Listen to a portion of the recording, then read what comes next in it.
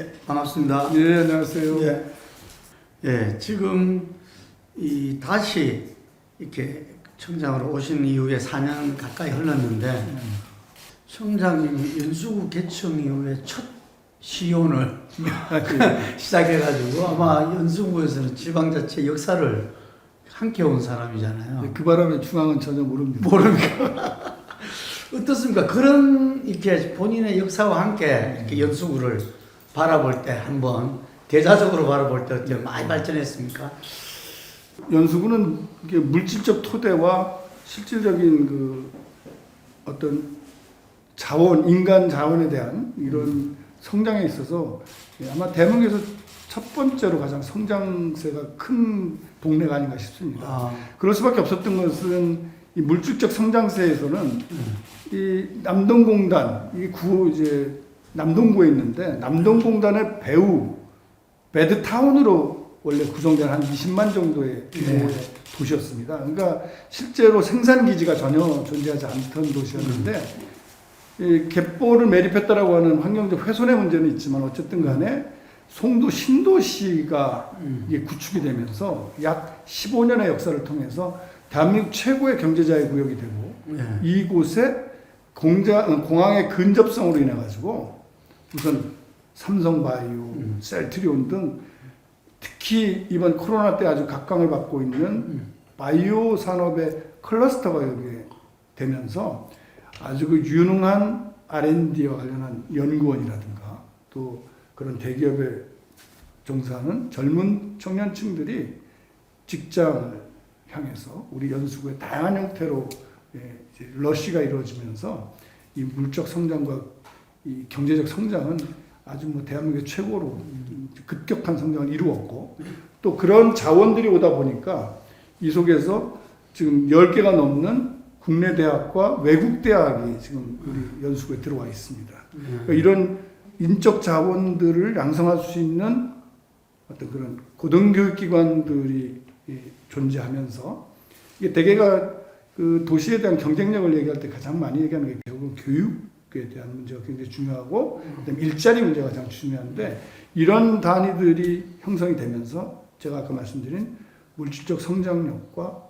인적 자원에 대한 확보가 아주 풍부하게 이루어지면서 매우 젊은 도시로서 아주 각광을 받고 있다. 그리고 이게 대한민국 차원을 넘어선 글로벌한 형태로 진행이 되고 있다고 말씀을 드릴 수 있습니다. 그러니까 국제 도시로서 입지를 탄탄히 가지고 있네요. 네, 뭐 예를 들어 비근하게 이제 이번에도 대한민국에서 이제 유네스코가 주최하는 유네스코 평생학습 도시 국제 컨퍼런스라는 국제적인 회의가 있습니다. 2년마다 하고 다양한 형태의 프로그램들을 소개도 하고 또 어떤 선언도 통해서 평생학습을 가야 될 길을 이제 가이드라인을 정하는 건데 이거를 전 세계가 이제 신청을 하는 과정에서 대한민국 대표 도시는 그럼 어디냐? 글로벌이라고 하는 부분과 얘기할 수 있을 때 이게 대개는 이제 옛날에 이제 서울이라고 생각했단 말이에요. 근데 이번에 저희가 당당하게 한번 신청서를 내봤어요. 처음에는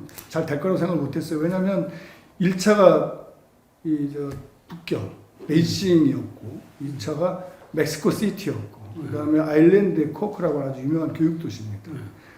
그리고 이런 상황이니까 저희가 과연 이거 기초자치단체가 이거 내가지고 되겠냐라는 이야기들이 많았지만 저는 우리 도시의 글로벌한 여러 가지 다양한 형태의 성격 이게 분명히 먹힌다 이렇게 해가지고 딱 냈어요. 그러면서 이제 주장한 게 코로나 시기에 바이오 클러스터가 존재하고 유수한 다양한 형태의 고등기업기관이 요람에서 노년까지의 모든 교육의 형태가 다양하게 다이내믹하게 전개될 수 있는 도시. 이 도시를 코로나 시기에 안정된 국제회의를 치를 수 있는 데가 있다면 나와봐라. 이러고 딱 도전장을 던졌는데 당당하게 저희가 됐거든요. 그래가지고 이번에 연수 선언문까지 내고 아마 이 유네스코 모든 행사 중에 다 취소되고 유일하게 온오프에서 성공적으로 맞춘 경우가 우리 연수밖에 없었습니다. 이런 점들이 국제적으로 대한민국을 대표할 뿐만 아니라 국제적 도시의 위상을 가지고 있다. 그래서 이번에 성과로 아시아 태평양 평생학도시 연맹을 저희가 제창해서 만들었고 그 사무국을 우리 연수구에다 두기로 하고 제가 초대 사무총장이 됐습니다. 그래서 축하합니다. APAC 사무총장으로 했는데 이거 뭐 지금 감투 때문에 쓴 게 아니고 6.25 전쟁에서 모든 전쟁의 폐허 속에서 오로지 교육 하나만으로 여기까지 10대 강국으로 온 우리나라가 유네스코로부터 혜택을 받은 거거든요. 예. 그 국정교과서가 다 유네스코에서 지원해서 만든 겁니다. 그럼 그렇게 혜택받아 10대 강국이 됐으니 아시아 태평양국의 60개국 중에서 정말 우리의 도움이 필요로 하는 부분에 대해서 교육 인프라와 교육 컨텐츠나 이런 부분들을 이제 우리가 돌려드리자. 그리고 그들의 또 좋은 경험을 서로 공감하는 아시아의 어떤 패권성의 문제가 아니라 교육을 중심으로 한 수평적 연대성을 강화하고 이런 코로나19에서의 어려운 상황을 서로 극복해 나가는 모습을 갖는 건강한 글로벌 도시로서의 역할을 하자. 이게 이번에 우리 됐는데 저는 그런 점에서 굉장히 이제 연수구는 글로벌한 도시로서 갖는 장점뿐만 아니라 어떤 그런 휴머니티와 또 세계성을 중심으로 한 도시로 이제 가겠다 선언했습니다. 그런 글로벌한 도시를 중앙에는 전혀 잘 알리지를 않는 것 원래 중앙이 별로 관심이 없습니다. 지금 그 우리나라의 여러 이슈 중에서 어쨌든 가장 고민하고 하는 게 청년 문제잖아요. 청년 문제. 청년은 어쨌든 간에 미래가 있어야 된다. 미래 희망을 걸 수 있어야 된다. 이런 건데 청장님께서는 지역 청년들이 좌절하지 않고 미래를 꿈꾸고 희망할 수 있는 그런 정책들을 또 많이 내놨다. 제가 옛날에 아마 젊은 연수를 한 것을 슬로건으로 했던 기억이 있습니다. 지금 청년들하고 비교하면 저희 때 젊은 시절에는 뭐 다들 얘기합니다만 웬만하면 직장에 들어갔거든요. 그렇죠. 그래서 또 그 당시에는 뭐 수출이나 여러 가지 다양한 형태에서 비록 그 근로 조건은 어렵다 하더라도 되게 대학을 나오면 또 고등학교를 나와도 일정하게 대기업에 언제 취업을 해서 또 중동 특수를 타고 하는 과정에서 한 가족을 일궈내는 데 있어서 그 편안하게 어떤 경제 활동을 진행했고 그 덕으로 의식주를 해결할 뿐만 아니라 가족의 어떤 부흥을 이끌어내는 그런 게 자연스러웠고 또 그만큼 일자리나 이런 거에 대한 걱정이 없었던 거죠.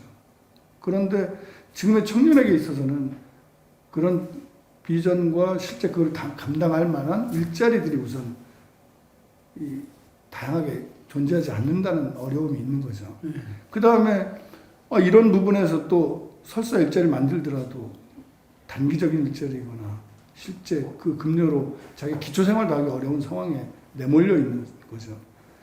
그러니까 이런 부분들에 놓여진 조건들의 의식주를 제도적으로 만드는 거야 지방정부가 다 해낼 수는 없겠지만 뭐 우리가 다 청년 시절을 겪어봤지만 뭔가 완성돼 있지는 않지만 뭔가 도전해보고 싶고 또 실패하면 그 실패를 딛고 다시 일어설 수 있도록 도와주는 것 그런 환경이 어쨌든 저희 시대에는 있었다는 거죠. 그래서 지금도 그걸 만들어내는 게 좀 지방정부가 조그맣게도 해야 될 일이라고 생각을 해서 그럼 지금 상황에서 어떻게 하는 게 도움이 될까? 그러니까 한 예를 든다면 농림축산부에서 보니까 이 외식산업과 관련한 창업 프로젝트를 공모를 할 테니까 한번 돈 써봐라 이런 게 왔어요. 그래서 우리 약간 우리 공모해서 받아보자. 이렇게 받아가지고 이제 공유 주방을 이렇게 한 10개를 만들어가지고 공모를 해서 음식 K 푸드를 그러니까 그냥 쉬운 말로 음식점을 내고 싶은데 돈이 없고 뭔가 기술은 자기들이 있다고 생각하는 사람들 한번 젊은 청년들 한번 모여봐라. 모여서 창업하는 기술과 이 또 그걸 상품화하는 거라든가 이런 것들은 컨설팅을 우리가 다 해주고 공유 주방을 대여해주겠다. 이렇게 하는데 이게 마침 또 코로나하고 딱 맞아 떨어져가지고 자기들이 만든 거를 배달앱 뭐 이런 것과 관련해서 올린 거죠. 그렇게 진행했더니 처음에 그렇게 성과가 있을 거라고 생각 안 했는데 여기 한 부분에서 대부분이 이 소위 배달하는 이 그 사이트에서 상위권에 다 들어가는 거예요. 그리고 매출이 몇 천만 원이 막 생기는 거예요. 그러니까 이들이 이제 여기만 계속 있지는 않고 이제 조금 있으면 이제 다시 자기가 창업하러 나가는데 굉장한 자신감을 갖는 거예요. 상황들이. 그러니까 뭘 다 해주고 이렇게 해서 해주는 게 아니라 그런 자기들의 창의성과 뭔가 도전하는데 미숙한 부분을 공공이 약간의 보완을 통해서 자신감을 심어주고 기회를 부여하면 이들 스스로 자기 걸 만들어갈 수 있다. 그래가지고 그 음식 하나하나와 이거를 그 배달을 시킨 주민들과의 어떤 그런 공감을 형성하기 위한 자기도 나름대로의 노하우를 축적하더라고요. 뭐 이런 부분들이 도움이 됐는지 저희 지역 내에서는 청년들이 뭔가 한번 해볼 만하다, 그리고 해보겠다 이런 거를 좀 많이 진행하고 있습니다. 그래서 지금 아까 얘기한 바이오 산업들이 좀 큰 기업들이 들어와 있는데 외지에서만 자꾸 들어오게 할 것이 아니라 우리 지역에 있는 청년들에게 그런 대바이오 산업에 들어가거나 1차 밴드 기업에 스스로 적응하고 어떤 경쟁력을 가질 수 있는 프로젝트를 어릴 때부터 뭐 고등학교나 여기 있는 대학들을 통해서 만들어줄 필요도 있겠다. 그러니까 관심인 것 같아요. 그들에게 자신감을 부여하고 그런 기회와 실패를 같이 공유하고 공감해주는 그런 사람들이, 그런 지자체가 뒤에 있다라고 하는 것, 그런 편안함이 매우 중요하고 또 그런 역할을 해준다고 봅니다. 이제 말씀 듣다 보니까 인천은 다른 지역에서는 재개발 재건축 문제들이 심각하잖아요. 네. 이게 공공주택 부분들은 네. 이 청장님 어떻게 생각하고 네. 현실적으로 그걸 풀어낼 수 있는 부분들은 어떠한지. 예, 이제 그 뭐 기본주택도 얘기 나오고 그 청년들을 위한 주택이 필요하다 이런 이야기들이 많지 않습니까? 그 우리 공공주택에 지금 우리 연수구도 25년 전에 공공임대주택, 즉 달동네나 이런 데 살던 분들을 한 곳으로 모으면 그리고 주거 환경을 개선해주면 굉장히 행복하지 않겠냐라고 하는 취지로 국토부가 25년 전에 준비하고 실시했던 게 공공임대주택이었습니다. 영구 임대라고 그때 그랬죠. 근데 여기 들어와서 자립의 꿈을 가지고 이렇게 행복하게 살 거라고 생각했는데 막상 모아놓으니까 하향 평준화되는 거예요. 뭐 삶의 의지를 갖지 아니하거나 또 기초세금이나 이런 거에 의해 가지고 자신 뭐 아침부터 술 먹고 막 주변을 흐리게 한다든가 그러면 그 지역 자체가 슬럼화되는 형태의 임대주택으로 전락해버리더라고요. 그래서 뭐 퍼주기식 복지다 뭐 여러 가지 다양한 형태의 비판도 있었습니다만 그래서 저는 지금 상태에서의 공공주택의 형태는 청년과 또 30대 40대와 또 좀 경제적으로 어려운 장애가 있는 분들이든 이런 분들이 주거 공간을 함께 하면서 그들에게 서로가 도움을 주고 서로가 도움을 받을 수 있는 형태로 좀 다양하게 구성되어지는 공공주택이었으면 좋겠다. 그리고 저희도 이제 30년이 돼가다 보니까 지금 이 원도심 같은 경우에는 재건축 재개발에 대한 부분들의 얘기가 있습니다. 근데 대개 재개발 재건축에서 정치인들이 선거 때 되면 제일 그 고민하고 표를 쫓아가는 게 소위 얘기해서 이 기대 심리에 당신의 재산을 부풀릴 수 있다라고 하는 부분에 접근해 주는 걸 대개가 이제 유혹처럼 느낍니다. 그렇게 해서 안 되죠. 왜냐면 이게 재건축 재개발이 되려면 지금 우리 연수구만 해도 한 10년 이상이 걸리거든요. 그러면 지금 저는 그래서 그 민관이 함께하는 공론화위원회 같은 걸 만들어가지고 우리에게 있어서 공공주택 정책이 어떻게 돼야 되고 우리 연수구의 지금의 상황에서 어떻게 만들어가는 게 우리의 주택에 대한 어떤 쾌적함과 환경 측면도 고려하고 또 지금 아까 얘기한 공공정책을 어떻게 다시 과거의 공공정책으로부터 탈피한 의미 있는 정책을 만들 건가 이런 것들을 다양하게 논의해가는 과정이 5년도 좋고 그렇게 쭉 걸리면서 합리적으로 개선되어야 그래야 바른 재개발 재건축이 나온다. 그런 걸 하고 계십니다. 예, 지금 이제 시작을 합니다. 왜냐하면 저도 이거를 조금 좀 뒤에 할까 생각을 했는데 벌써 재건축 재개발을 준비하거나 또 이런 부분에서 기초적인 지식이나 이런 것 없이 또 현역하는 일부 갭 투자자들이 있어서 이번에 약간 이런 걸 전면화시켜서 진행해야 되겠다는 생각이 듭니다. 지금 아마 서울도 이런 부분에서 이제 재개발 재건축을 다 풀겠다 아니면 뭐 여러 가지 다양한 형태의 얘기가 되고 우리 인천도 미추홀이나 이렇게 다양한 형태의 재개발 재건축 프로젝트가 진행이 됩니다만 무엇이든 재산 증식이라고 하는 측면에서만 고려하는 재건축 재개발은 절대로 안 된다. 그 속에 사람의 냄새가 있어야 되고 사람이 현재 살고 있는 사람들이 살아야 된다라고 하는 걸 전제로 한 그런 의미와 아까 말씀하신 청년의 공공정책 그리고 실패한 공공임대정책을 복지적 측면에서 어떻게 고려할 건가 이런 것들이 같이 고민되어야 한다고 생각하고 저희 연수구도 이제 청년에서 30년이 지나다 보니까 이제 주거 환경들이 굉장히 쇠락해 가고 있는데 이 쇠락을 다시 한번 제도약의 계기로 만드는 근데 이때는 20세기 저 사고방식으로 해서는 안 되지 않습니까? 우리가 살 공간이 아니고 다음 세대가 미래 세대가 살아야 될 공간인 만큼 미래 세대에게 적합한 공간으로 만들어주는 것 여기에 미래 세대가 같이 와서 고민하고 토론해야죠. 참여해야 되겠네. 아 그렇죠. 그러니까 아니 미래 세대가 살 거를 우리가 지금 가지고 있는 재산 증식의 조건으로만 사용하거나 전 세대가 결론을 내버리면 그들은 두고두고 그거 욕할 거 아닙니까? 여기 이 상황에 대해서. 전국적으로 어쨌든 재건축 조합하면 온갖 갈등과 분열 뭐 온갖 뭔가가 그렇게 인식이 돼 있고 실제로 또 그런 모습들이 많지 않습니까? 이 우리 같은 이제 원도심과 또 송도 국제도시라는 것이 있다 보니까 더더욱 발생이 많이 되죠. 그래서 앞서 얘기한 그런 재건축 재개발에도 있지만 송도만 해도 송도 국제도시만 해도 최근에 사실은 뭐 GTX-B라든가 바이오 클러스터라든가 교육 환경이라든가 이런 여러 가지 다양한 형태의 이 조건이 좋다 보니까 이게 부동산하고 탁 맞물리면서 부동산들이 그냥 뭐 이렇게 분양만 하면 그냥 최고점을 찍고 이렇게 쭉 올라갔단 말입니다. 이러다 보니까 제가 요새 느끼는 거는 그래서 행복한가? 그리고 우리가 가야 할 길이 가치에 있어서 부동산 가격인가? 라고 하는 근본적인 문제에 봉착한다는 거죠.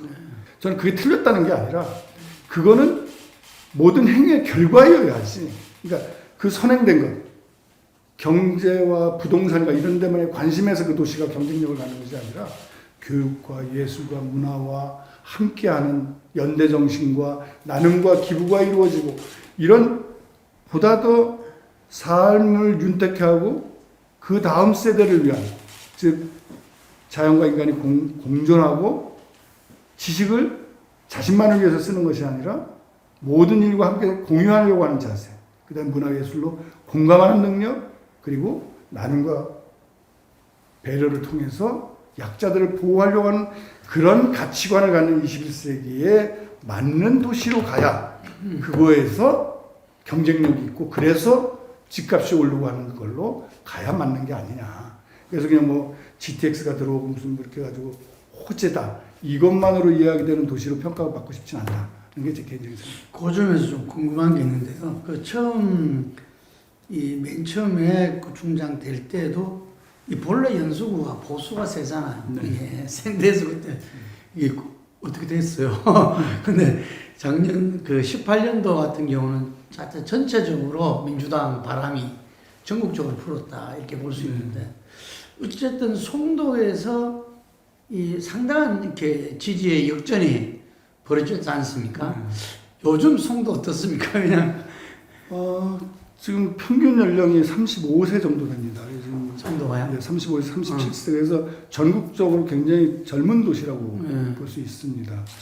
이제 이분들의 기본적인 성향은 매우 진취적이고 또 이제 기문 기고 아니면 아닌 거에 대한 부분이 분명하고 또 아이들에 대한 안전과 아이들에 대한 건강, 교육 이런 부분에 대해서 굉장히 깊이 관심이 있고 또 자신의 자아를 이렇게 성찰하거나 또 자신을 개발하기 위한 그런 프로그램에 대한 관심들이 굉장히 높은 그런 성향을 갖고 있습니다. 그래서 과거와 같이 정치적으로 뭐 이렇게 진보냐 보수냐라고 하는 것으로 이야기하는 것은 조금 좀 안 맞는 것 같다. 그러네요.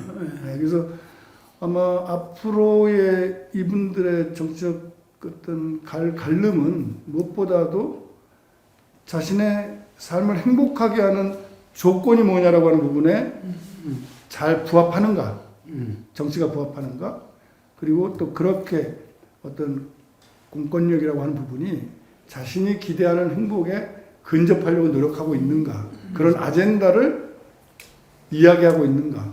그리고 그 사람은 그런 거를 해낼 수 있는 진정성을 갖고 있는가? 이런 부분들을 굉장히 중요시하는 것 같아요. 그래서 그 임기 내에 이게 안 보는 것 같아도 저 사람이 어떤 일을 지금 하고 있는 거야, 성도를 위해서. 근데 그게 뭐 커다란 사업이 아닌 작은 거에 대해서도 굉장히 민감하게 보고 있는 것 같아요. 이게 그게 그냥 뭐 집값 올린다든지 네, 그런 차원이 아니에요. 예, 그렇죠. 그러니까 그런 부분들이 예를 들어 뭐 작은 도서관을 숲속 작은 도서관으로 해서 공원에 이게 공원이 이렇게 나무만 있고 이렇게 뭐 운동기구 있고 이런 공원에서 뭔가 혼을 불어넣는 도서관의 개념을 한옥처럼 예쁘게 지어서 이렇게 제공하겠다. 이거를 같이 해볼 생각 있냐라고 했을 때 주민들이 그 반응도나 이런 게 확연히 다르다는 거죠. 그 앞에 설명인 대로 연수구가 이제 뭐 명실상부하게 글로벌 도시로 지금 발전하고 있는데 이 유독 이렇게 국제 사업들을 많이 이렇게 했어요. 이게 GTX, 뭐 인천발 KTX, 제2경인선 경제자유구역, 인천신항, 뭐 이거 굉장히 사실 기초자치단체 수준을 좀 넘어서는 일들이 많은 것 같은데. 그건 제가 한 건 아닌데 네, 어쨌든 같이 예, 이제 광역하고 또 중앙정부하고 또 국회의원들하고도 이렇게 같이 또 진행해 올 수밖에 없는 게 이 6.25 전쟁 이후에 이 인천이라는 도시는 일상적으로 이 바다를 등지고 서울과 가까운 곳으로 자꾸 가려고 해요. 예. 왜냐하면 서울에 먹을 거리가 있어서 서울에 출퇴근을 하거나 그러려면 좀 더 자기 출퇴근이 가까운 곳. 그러다 보니까 그쪽에 아파트가 생기고 그러니까 이게 부평, 이 축선이었거든요. 예. 그러니까 바다 쪽에 가까운 우리 연수구나 이런 데는 사실은 이건 아주 촌도 이런 깡촌이 없는 거예요. 그렇죠. 예. 이런 부분이 진행이 되다가 점차 도시가 공항이 생기면서부터는 저는 결정되겠다고 생각하는데요. 이게 경쟁력이 달라지는 거예요. 전 세계가 왔다 갔다 할 수 있는 하늘길이 열리고 나니까 또 거기에 바닷길이라고 하는 부분에 있어서 항만이 과거에 내항으로 해서 도크를 만들었던 그런 개념의 항만이 신항, 인천 신항이라고 하는 지금 이 300만 TU 정도 이 컨테이너 박스 20피트짜리 300만 개를 연간 처리해내는데 이건 엄청난 거예요. 그런데다가 크루즈 부두라든가 국제 터미널이 전부 다 우리 송도로 다 와버렸어요. 그러니까 이렇게 되다 보니까 과거 그냥 서울만 바라보는 서울바라기 도시에서 자기의 정체성을 찾아갈 수 있는 도시로 이제 절대적으로 변환하기 시작하는 거예요. 근데 문제는 뭐냐? 아직도 서울 중심의 공화국인 대한민국에서 유수한 인재들은 아이들의 교육 관계에서 절대로 서울권에서 벗어나려고 하질 않아요. 아주 노골적인 강남권에서 벗어나려고 하지 않는다. 그러면 기업 때문에 어쩔 수 없이 들어오는 사람과 이들에게 유발을 시키려면 그런 지역들과 연결성을 가깝게 만들어주는 수밖에 없어요. 근데 옛날에는 서울로 가까이 가기 위한 철도망이었다면 지금은 서울에 있는 유수한 인자들을 끌어내서 우리 송도나 이쪽으로 끌고 오기 위해서는 20분 내에 주파에서 갈 수 있는 공간이 필요한 거죠. 그때 뭐가 필요한 거냐? 그 GTX가 필요한 거예요. 그러니까 우리는 우리 입장에서 필요하기 때문에 강하게 GTX를 끌어들일 수밖에 없었고 그래서 정치권 모두를 다 같이 하고 주민들 50만 명. 제가 그때 그 GTX-B에 관련되는 15개 구청장들 전부 사인받고 50만 명 서명 받고 막 기자회견하고 기재부에서 GTX-B는 뒤다 사업성 안 나온다는 거를 강남을 통하지 않으면 안 나온다는 거예요. 그거 가서 부산까지 찾아가서 이해찬 저 대표 있을 때 윤관석 의원하고 막 해가지고 얘기하고 해가지고 그거 다 뒤집어 놓고 해가지고 결국은 GTX 가져왔거든요. 근데 주민들이 그 과정을 다 아는 거예요. 서로 같이 그걸 만들기 위한 과정들을 했으니까. 구청장이 뭐 능력이 있어요, 아니 권한이 있어요, 뭐가 있어요. 그러나 그런 과정을 주민들과 함께 만들어 왔기 때문에 가능했던 거고 바로 그런 것들이 GTX-B다, 바이오 클러스터를 여기다 유치하는 거에서 주민들이 함께 나선다. 이런 하나의 과정들이 결국 국제성을 띌 수 있게끔 했고 그리고 경제의 중심권을 서울로부터 인천, 송도 국제도시를 넘겨받으려고 하는 준비들을 지금 저는 하고 있다고 생각하고 이 완성도가 공항, 항만, GTXB나 이런 것들 동안 수도권을 흡입할 수 있는 통로 이런 걸 만든 그 토대 위에 바이오 클러스터 이제는 저는요 경제 자유 구역이 아니라 이제 경제 자유 구역을 넘어서 문화 예술 자유 구역으로 만들어내고 국제 교육 도시로 전환시키는 것 이런 걸 통한 것이 아마 워싱턴 수도와 뉴욕 경제 수도와의 관계 이런 부분들이 틀림없이 우리 세대가 안 되면 다음 세대에 나올 거고 그 근간이 저는 메갈로시티로서의 수도권이 갖는 경쟁력이 절대적으로 필요하다고 보는데 그 부분에서 우리 송도국제도시와 연수가 차지할 수 있는 역할 이 부분을 저는 깊게 봅니다. 그리고 이 부분이 왜 또 더 앞으로 우리 민족에게도 중요하냐면 있는 크루즈부도 지금 저희 만들어 놓고 지금 코로나 때문에 못하고 있는데 이게 결국 어떤 어려움이 있을 때도 남북교류를 진행했었던 게 우리 인천항과 남포항입니다.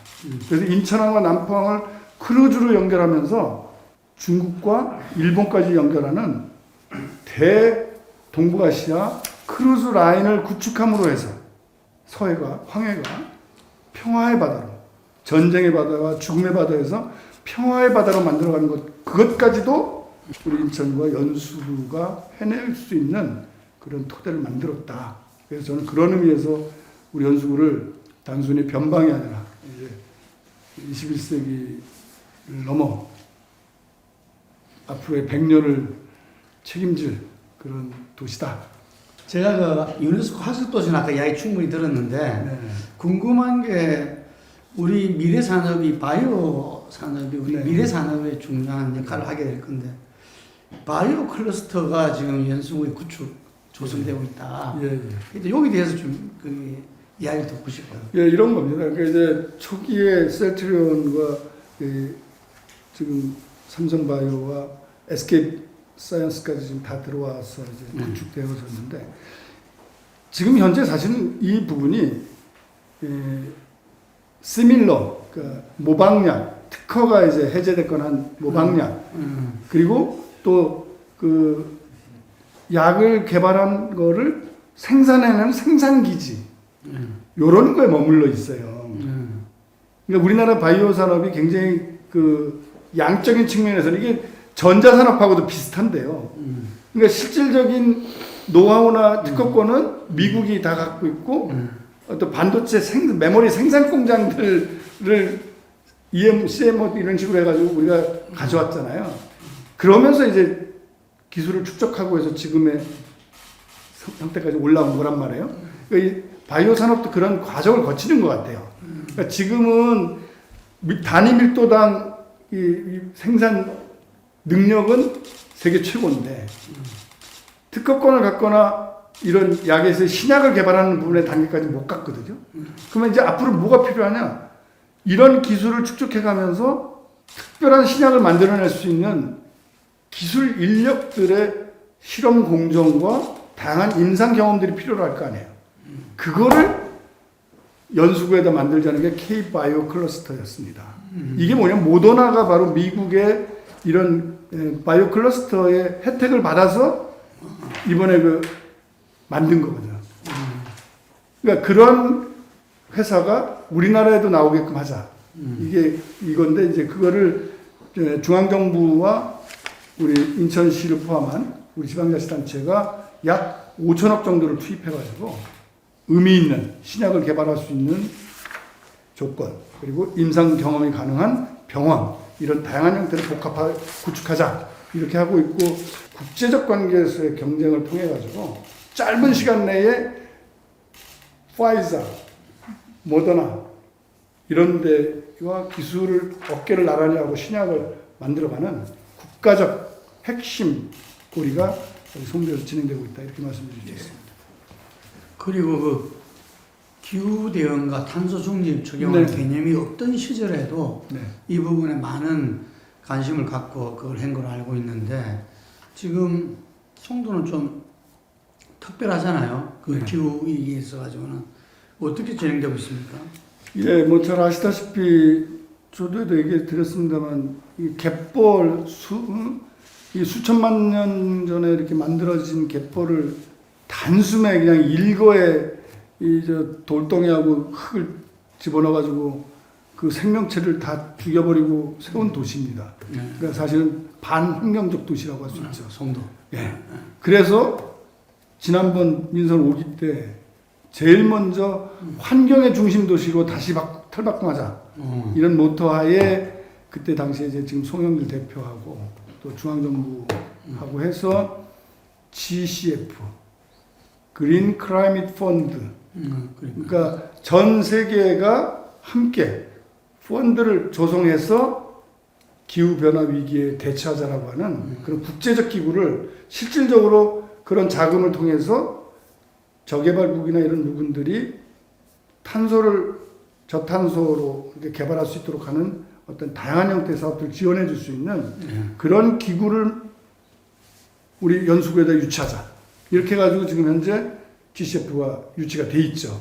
그래서 그 GCF가 들어온 만큼 여기에 이제 저어세라든가 철새 도래지라든가 다양한 형태의 습지를 조성해서 천연이 가지고 있는 이 갯벌이라든가 또 앞으로의 개발에 있어서나 어떤 다양한 형태의 프로젝트에서 이 저탄소 그리고 탄소 제로화를 위한 다양한 형태의 노력들을 우리 스스로 노력하자는 취지로 도시 목표에서 제1 목표로 지금 진행하고 있고 2050년도에 탄소 제로화 시키지 않으면 기후위기로 인해서 도시가 다 물에다 잠겨버릴 수도 있는 거 아닙니까? 그러니까 이런 부분을 우리 생존의 문제로 생각하고 지금 부단한 노력을 진행하고 있고 지난번 RCLC 총회 때도 저희가 연수선언을 통해서 환경에 최우선을 다하겠다는 말씀을 드린 적이 있습니다. 네. 아까 그 재개발 재건축하면서 설명을 좀 했지만 이 유독 보면은 인천 전체도 보면은 원도시인가 이렇게 신도시 간에 균형 발전 이게 이야기되는데 연수구 연초구 자체에서 그 문제가 상당히 중요한 이슈가 돼 있지 않습니까? 예. 그 요즘은 어떻습니까? 양쪽을 다 만족시켜야 될 건데. 예, 뭐 그러니까 상대적인 박탈감이 어떤 경우는 있고 또 한쪽에서는 또 자신들이 뭐 세금이고 뭐 많이 내는데 그만큼 자신한테 돌아오는 게 별로 없다고 또 불평하는 경우도 있고 여러 가지 다양한 형태의 민원이 제기됩니다만 저는 기본적으로는 한 가족이다. 현재 송도 국제도시처럼 비상한 발전을 진행하고 있지는 않지만 저는 원도심은 원도심대로의 자기 장점을 가지고 있다고 생각합니다. 우선 천연의 청량산과 문학산을 포함한 소위 가질 수 없는 천혜의 환경 자원을 가지고 있고 또 다양한 형태의 공원들이 존재하고 있고 또 역사와 문화의 전통이 있고 그러니까 저는 이런 부분들을 잘 살리기 위해서 저희가 청량산과 이 산자락을 중심으로 한 단위의 동들 5개동에다가 이 도심 재생 사업을 재건축 재개발의 형태가 아닌 상태에서 마을을 중심으로 한 그런 도심 재생이 될 수 있도록 지금 먼저 시도를 하고 있고요. 이런 부분들의 문화도심 재생 사업이라고 하는 부분까지 같이 넣어서 지금 진행하고 있습니다. 그래서 저는 그런 과정을 통해서 우리 원도심이 또 다른 도시적 매력을 가지고 가치 있는 그런 도시로 재탄생할 수 있을 거라고 확신하고 또 아까 말씀드린 송도 신도시는 단순히 경제적으로 부유하기 때문에 좋은 도시가 아니라 문화예술이 살아 숨쉬고 나눔과 배려가 항상 싹트고 환경과 기후를 우선해서 생각하고 자연과 인간의 공존을 늘상 가슴에 담는 그런 의미 있는 미래 세대를 키워주는 그런 도시로서의 역할을 좀 더 선도적으로 진행한다. 이것이 원도심과 신도시가 같이 어우러지는 하나의 개념으로 자리 잡는다면 지금 얘기되는 그런 갈등은 그냥 아주 작은 의미지 그거 확대해서 그건 정치권에서 자꾸 조장하는 거죠. 그 안방마을은 다문화 네. 가족들이 이렇게 주로 거주하는 모양이죠. 네. 지금 고려인으로 지칭되는 그러니까 옛날에 우리 일제 시대 때 독립운동이나 또 다양한 형태로 연해주로 넘어가셨던 예. 분들이 있지 않습니까? 이분들이 사실은 항일 독립운동 할 때 독립군 자금도 되고 직접 자신들이 예. 연해주에서 실제 독립운동도 하고 진행했던 분들인데 해방되고 나서 이분들이 조국으로 돌아오는 것이 아니라 그 당시 해방군이었던 소련군에 의해서 조국으로 돌아가는 것을 막고 또 이분들을 다 모아서 중앙아시아까지 수개월에 걸쳐서 이주를 시키잖아요. 예. 이 과정에서 숱한 사람이 죽습니다. 그리고 거기 가서 아무것도 손으로 그냥 돌을 다 긁어내면서 우리 한민족의 그런 부지런함으로 하나만 가지고 그 도시를 일궈냅니다. 이분들이 이제 1대, 2대, 3대가 지나서 이제 조국으로 돌아오는데 이분들이 와서 자기들은 이제 그런 동포로서의 자부심을 가지고 왔는데 그 외국인으로 취급되고 여전히 공단에서 일하는 사람 뭐 이렇게 잡직으로 이렇게 생각하거나 또 그 아이들에게 깔보임을 이렇게 아이들이 한다든가 이게 황당한 상황이 벌어지는 거예요. 그래가지고 이분들이 이제 찾다가 찾아서 깔세 그러니까 이제 보증금이 없이 들어올 수 있는 데를 찾다가 저희 한방마을 쪽으로 스며들어온 거예요. 그래가지고 들어오기 했더니 지금 이제 한 7천 명 정도 한 만여 명 정도 중에서 70% 이상이 고려인을 중심으로 한 외국인 도시로 지금 돼 있어요. 그래서 이제 그러다 보니까 이제 건물주나 우리 내국인하고 갈등이 심해요. 서로에 대한 문화적 차이도 있고 쓰레기 제대로 분리수거 안 한다, 마스크 안 쓴다 그래 서로 막 이런 게 있어서 그게 중요한 게 아니다. 그 선조분들이 대한민국이 있게끔 만들어 나가는 일련의 과정들에 독립운동한 후에다. 우리가 존경해줘야 되고 그들이 우리 사회에 정착할 수 있도록 도와주는 게 우리들의 책무이기도 하다. 이걸 우리가 잊지 말자. 그래서 그분들이 해왔던 그 조상들이 해왔던 내용들도 이렇게 이야기할 수 있는 기회를 많이 제공하고 또 그분들한테도 언어가 잘 안 되시는 분들이 있잖아요. 그러니까 언어를 다시 교육한다든가 그 아이들이 갖는 자긍심의 문제들을 또 우리가 여러 가지 복지관이라든가 이걸 통해서 고치시키면서 무엇보다 중요한 거는 커뮤니티를 저희가 만들어서 그 마을에 있는 문제들을 우리 고려인들도 함께 참여한 상태에서 의사결정하고 진행할 수 있도록. 그래서 도심 재생 사업을 거기 한 350억 들여서 진행을 하는데 그 핵심은 거기 사시는 우리 내국인들과 고려인 그리고 외국인들이 하나의 커뮤니티를 형성하고 의사결정하고 책임을 질 수 있도록 지금 작업을 진행하고 있습니다. 그래서 많은 어려움이 있지만 지금은 하나하나씩 서로를 이해해 가려고 노력하고 이번 코로나의 과정에서 굉장히 더 정들이 깊어진 것 같아요. 처음에 거기 마스크 안 쓰는 것도 하나하나 고쳐나가고 서로의 문화가 다르다는 것을 이제 인정하면서 새롭게 마을을 만들어 가려고 하는 노력들이 잘 진행되고 있고 안산이나 또 전라도 광주에서 있었던 그런 고려인들의 삶의 모범적인 부분들을 저희도 잘 해서 아름다운 도시로 만들 생각입니다. 예, 지금 쓰레기 매립장이라든지 송도 유원지, 공동 의료 문제들 이런 문제들은 앞으로 좀 풀어나가야 되는 부분들이죠. 예, 하여간 기본적으로는